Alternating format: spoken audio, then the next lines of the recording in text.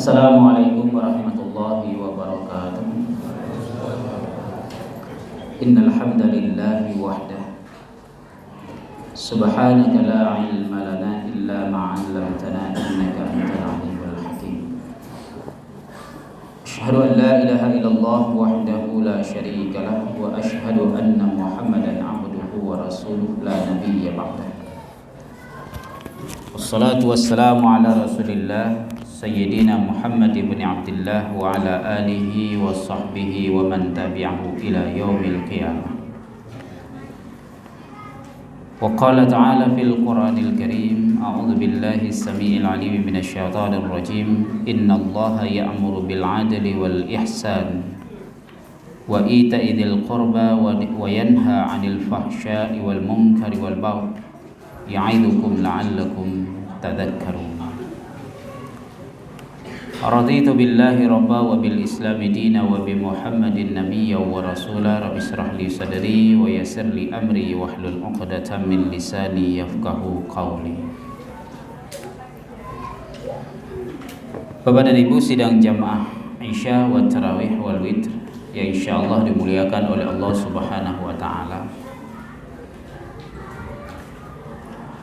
Di kesempatan malam yang hari berbahagia ini kita akan mengangkat sebuah tema Al-Yawm Rasulullah sallallahu alaihi wasallam fi Ramadan. Keseharian Rasulullah sallallahu alaihi wasallam di dalam bulan Ramadan. Sebagaimana kita pahami bersama di dalam sejarah bahwa Rasulullah sallallahu alaihi wasallam itu menjalani Ramadan dengan puasa yang telah diperintahkan oleh Allah di dalamnya itu sebanyak 9 kali. Dari sejak tahun ke-2 Hijriah sampai dengan tahun ke-10 Hijriah. Dan dari 9 kali perjalanan Ramadan yang beliau lalui itu sekitar 7 kali itu beliau menjalani Ramadan dengan berperang. Mulai dari Ramadan pertama, Perang Badar, sampai kemudian Ramadan berikutnya. Hanya sekitar 2 kali Ramadan yang tidak ada perperangan.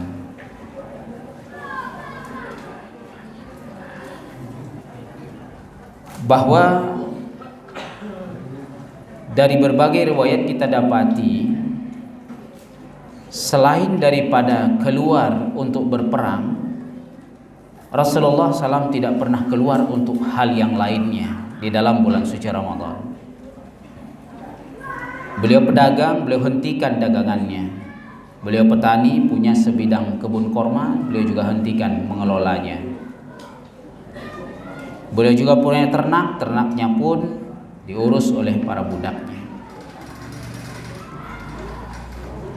Keteladanan yang diberikan oleh Rasulullah SAW di dalam bulan suci Ramadan kepada kita umatnya adalah bagaimana kemudian fokus seluruh waktu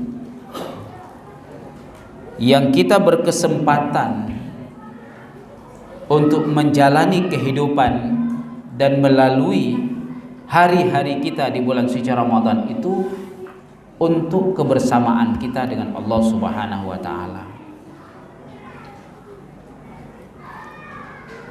Sehingga yang dipahami oleh para sahabat kemudian adalah bagaimana kemudian fokus di dalam beribadah baik di malam hari maupun di siang hari. Dan 2 aktivitas ibadah yang begitu kontinu dan luar biasa fokus Rasulullah SAW melakukannya adalah qiyamul lail dan tilawatil Quran. Dan itu terus diteladankan oleh para sahabat kepada generasi berikutnya, kemudian demikian juga tabi'in, dan tabi'in. Sehingga sejarah juga mencatat bagaimana misalnya Imam Malik rahimahullah yang hari-harinya adalah mengisi taklim, kajian-kajian fikih dan hadis. Pada bulan suci Ramadan bahkan murajaah hadis pun beliau hentikan demi untuk memfokuskan diri bersama dengan Al-Quran. Jemaah insyaallah dimuliakan oleh Allah Subhanahu wa taala. Nah, di antara sekian banyak keteladanan yang lain adalah bagaimana kemudian Rasulullah SAW menjalani Ramadan itu bersama dengan keluarganya. Maka keakraban dengan keluarga yang dicontohkan oleh Rasulullah SAW di bulan Ramadan itu sangat berbeda dengan keakraban bersama keluarga dengan bulan-bulan yang lain. Mulai dari berbuka sampai sahur, demikian juga dengan membaca Al-Quran, beliau senantiasa bersama dengan istrinya. Karena pada waktu itu anak-anaknya sudah menikah semuanya, tetapi terkadang beliau memanggil cucu-cucunya, baik itu anak Zainab, anak Ummu Kalsum dan Ruqayyah, anak Fatimah, berkumpul di rumah beliau, kemudian beliau bertadarus, melihat kemampuan cucu-cucunya dalam menghafalkan Al-Quran, dalam membaca, mentahsinkan bacaan Al-Quran. Kemudian beliau perbaiki apa yang keliru dari bacaan-bacaan itu, yang kemudian dikenal dengan tadarus.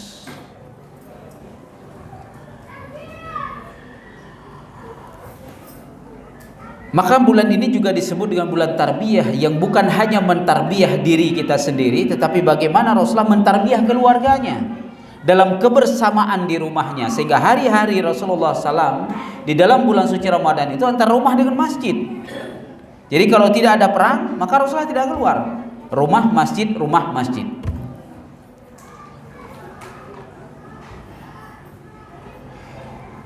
Sehingga di dalam mengkonsumsi makanan pun benar-benar sangat amat sederhana sekali. Berbuka dan sahur dengan kurma. Jika berbuka biasanya beliau mengunyah 3 butir kurma rutab, kurma muda. Kalau tidak beliau dapati rutab, maka beliau mengunyah tamar, kurma yang sudah kering. Sementara di waktu sahur beliau mengunyah kurma tamar sebanyak 5-7 butir. Kalau beliau tidak dapati tamar, beliau mengunyah rutab, kurma muda. Jadi sahur dan berbuka pun sangat amat sederhana sekali. Berbuka dengan kurma, sahur dengan kurma, hari-hari bersama dengan keluarga. Beliau kontrol bukan hanya persoalan akidah cucunya, istrinya, tetapi juga sampai kepada permasalahan moralitas, akhlak dan kehidupan mereka. Sehingga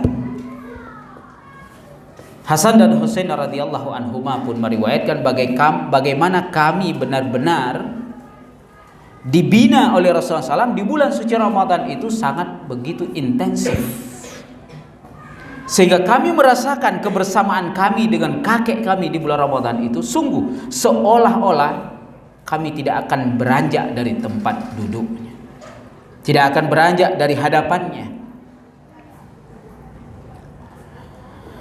Jemaah insyaallah dimuliakan oleh Allah Subhanahu wa taala. Ini keteladanan keseharian Rasulullah di bulan suci Ramadan bersama dengan keluarga. Pertanyaannya kemudian, bagaimana dengan kita dan keluarga kita? Seberapa banyak waktu dan porsi yang kita siapkan, yang kita peruntukkan dalam kebersamaan kita dengan pasangan kita, dengan anak-anak kita, dengan keluarga kita di rumah kita di bulan suci Ramadan itu. Dan bagaimana kita mengelola waktu itu dalam kebersamaan kita dengan mereka? Apakah kemudian kita mengelola dan membimbing mereka dalam persoalan akidah, dalam persoalan akhlak, dalam persoalan ibadah, dan terutama dalam persoalan Al-Quran, di dalam mentahsinkan Al-Quran, di dalam menghafal Al-Quran dan lain sebagainya? Atau sebaliknya, kita punya waktu bersama keluarga, tetapi ia berlalu begitu saja tanpa ada bimbingan apapun terhadap mereka. Kita tidak membimbing mereka dalam mentahsinkan bacaan Al-Qurannya, kita tidak membimbing mereka dalam menghafal ayat-ayat Allah, kita tidak membimbing mereka dalam persoalan ketauhidan, dalam persoalan ibadah, dalam persoalan moralitas. Dan kita menghabiskan waktu bersama mereka dengan gadget kita. Masing-masing punya gadget di tangannya, maka habis waktu dengan gadget itu tanpa ada hubungan emosional yang begitu kuat di dalam bulan suci Ramadan. Bahkan untuk tadarus saja seperti dan seolah malas sekali ketika harus bertadarus dengan istri, dengan suami, dengan anak-anak.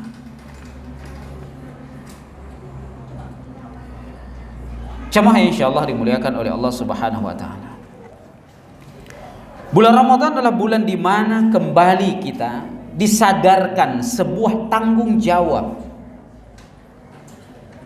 Ketika kita sudah memiliki sebuah keluarga, untuk bisa semakin bertanggung jawab dengan keluarga kita di dalam memproses mereka di bulan Ramadan ini, agar kemudian bekal yang kita berikan, yang kita bimbing, yang kita intensifkan dalam masa pendidikan 1 bulan ini, itu akan semakin mengakar dan menguat pada hari-hari berikutnya nanti dalam perjalanan kehidupan mereka setelah Ramadan. Maka membersemai kembali tanggung jawab kita kepada keluarga di bulan suci Ramadan adalah salah satu hal yang sangat penting yang dicontohkan oleh Rasulullah SAW, bagaimana beliau fokus dengan keluarganya di bulan ini. Sehingga waktu Rasulullah SAW bersama sahabat itu relatif sangat sedikit. Karena waktu dengan mereka, para sahabat itu sudah diporsikan oleh Rasulullah di luar Ramadan begitu luas dan panjang. Sehingga 1 bulan ini beliau ingin waktu beliau itu lebih banyak habis bersama dengan keluarganya. Sehingga riwayat mengatakan tarawih saja Nabi di rumah, sholat malamnya di rumah. 3 kali beliau keluar dalam 1 kali Ramadan, di Ramadan pertama. Setelah itu Rasulullah tidak pernah keluar lagi sampai wafatnya. Artinya apa? Ya begitulah beliau memfokus waktu untuk keluarga. Benar-benar waktu dihabiskan untuk keluarganya di bulan Ramadan itu. Diperhatikan seluruhnya. Mentalitasnya, kejiwaannya, kepribadiannya, karakternya, keimanannya, ibadahnya, moralitasnya, semua diperhatikan oleh Nabi. Sehingga pada saat tadarus dilakukan bersama dengan cucunya, beliau juga menjelaskan ayat-ayat yang sedang ditadaruskan itu, untuk agar kemudian cucunya lebih memahami sebagaimana beliau memahami Al-Quran.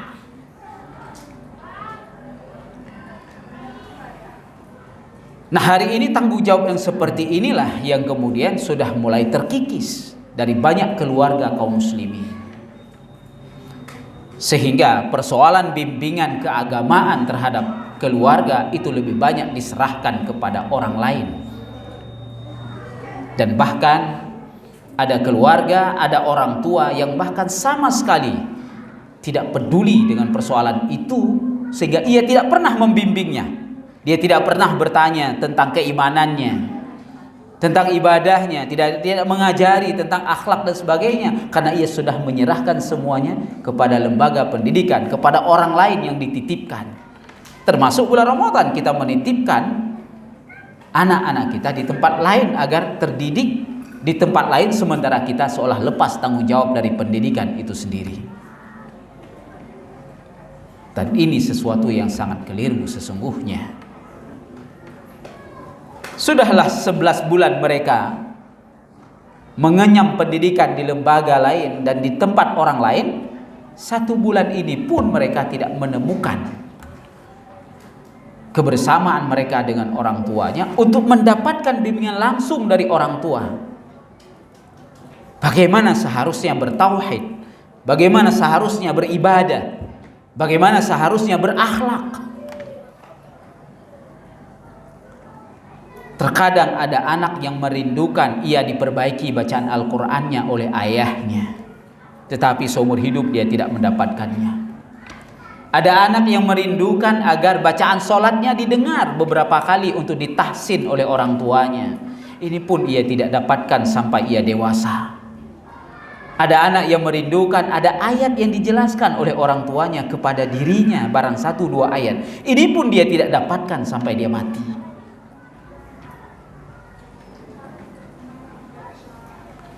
Dan ini kemudian yang harus menjadi evaluasi kita.